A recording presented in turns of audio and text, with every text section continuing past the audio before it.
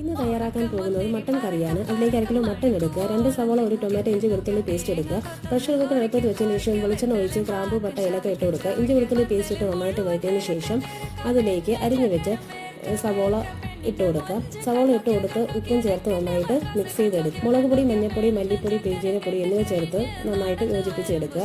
പെരിഞ്ചീരകപ്പൊടി കുറച്ച് കൂടുതലായിട്ട് ചേർത്ത് കൊടുക്കണം, എങ്കിൽ മാത്രമേ കറിക്ക് നല്ല ടേസ്റ്റ് ഉണ്ടാകത്തുള്ളൂ. നന്നായിട്ട് യോജിപ്പിച്ച് എടുക്കുക. അപ്പോൾ ഒരു ബ്രൗണിഷ് കളർ വരും. അത് കഴിഞ്ഞതിന് ശേഷം മട്ടൻ ആഡ് ചെയ്ത് കൊടുക്കുക.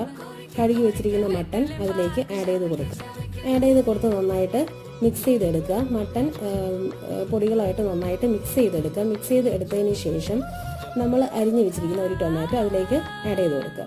ആഡ് ചെയ്ത് കുറച്ച് കറിവേപ്പിലയും ആഡ് ചെയ്ത് ആവശ്യത്തിന് ചൂടുവെള്ളം ഒഴിച്ച് നന്നായിട്ട് പ്രഷർ കുക്കർ അടച്ച് വേവിച്ചെടുക്കുക. കറി തയ്യാർ.